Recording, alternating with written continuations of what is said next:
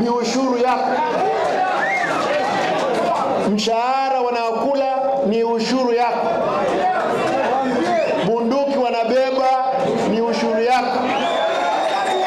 Risasi iko ndani ni ushuru yako. Kwa hivyo wewe utawezaje ogopa mtu ambao umepewa yeye kazi?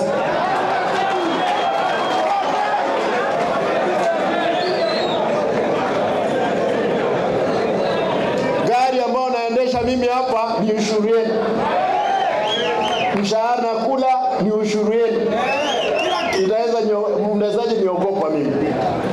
Mimi nataka niwaambie na naomba tafadhali, najua kwamba kuna askari wanahusika kwa mambo ya uhalifu, especially hapa Bonchari. Wanazunguka, wanapeana bunduki zao, ndio zinaua watu hapa Bonchari. Juzi pale uwanjani mtu alikamatwa akiwa na bunduki ya polisi. Tunauliza tafadhali ninyi national government, wewe Kindiki, nataka nikuulize, wewe dili na askari wako ama sisi wananchi tunasema kwamba enough is what? Enough. Kwa sababu Bonchari inajulikana, wakati askari walipokuwa wamerudi nyuma, wananchi walichukua sheria mkononi, wakaleta amani. Hatutaki turudi kwa hilo mkondo.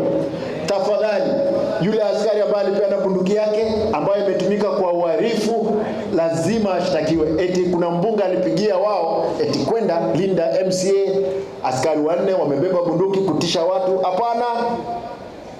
Huyu askari si alinyang'anywa bunduki na wananchi na wakapewa, bwana county commander akapewa.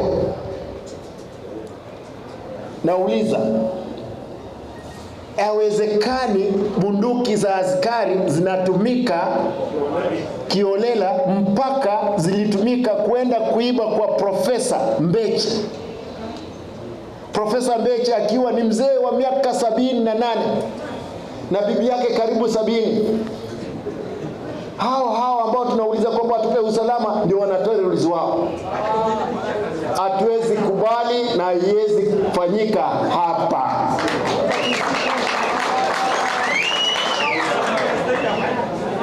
Nataka nimalize kwa kusema, tafadhali nyinyi ndugu zangu wa bodaboda, lazima tukue pia na nidhamu. Lazima nidhamu. Siogope mtu yoyote, msiniogope hata mimi, kwa sababu sisi ni wafanyakazi wenu. Polisi hawa kirauni anayo ni pesa yako, ni ushuru yako. Uniform wanavaa